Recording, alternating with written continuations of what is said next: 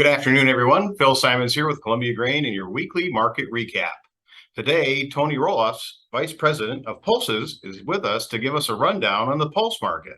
Well, Tony, what's going on in the pulse industry right now? Well, we're just getting into harvest, Phil, so we're really starting to see some movement here, especially on peas and lentils, is where we're really seeing the majority of the action happen so far. The lentil market has found some footing here, and it seems like it's the bids are kind of hanging in there where they're at today. So we are seeing a much bigger crop in the U.S., coupled with a really big crop in Canada, which has been the main driver pushing the markets down for lentils. And so we've seen a lot of pressure coming on. There's also some good demand for lentils. So while I don't think the price is necessarily the bottom's going to fall from beneath the lentil market, we are certainly seeing continued downward pressure from the big crop that we're looking at in North America. On the pea side, we continue to see peas trend lower and lower. This is really driven by a large crop in Canada with a large crop in the U.S. So as we continue to try to find incremental demand in China, we continue to see the market move more lower and more in China as the buyers are being very selective about when they buy.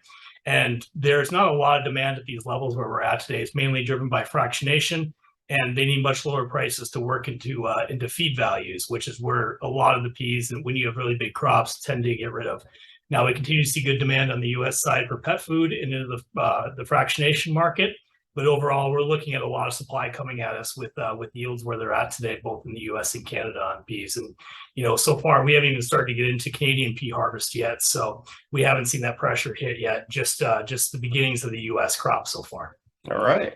So as we get closer and closer to harvest here, I want to remind everybody, all you producers out there, that when you're applying a desiccant, make sure that you're waiting the appropriate days. Look at your labels very closely.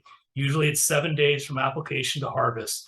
This will help reduce MRL levels on the crops, specifically the lentils and chickpea crops that are driven for export markets, because we have a lot of really good export markets, such as the European Union, that have a really low tolerance for the MRL levels of certain desiccants. So we want to make sure that our crop is very marketable around the world. This will just help improve demand for U.S. pulses and help improve our footing in the world and help improve our reputation as the best quality in the world. That's fantastic, Tony. Yeah. Really, thank you for the rundown. That was a great rundown and some really good information in terms of how to actually handle the crop when it's coming at us, because that is very, very important as we continue to develop those markets out there.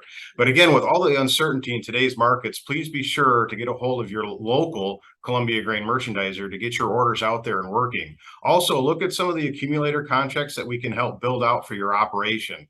Really, the one that stands out to me right now specifically is November 23 soybeans. They're really starting to get back to the highs that we saw earlier this year in April. And really remember, the best way to make a small fortune is to start with a large one. Have a great weekend, everybody. We'll talk with you next week.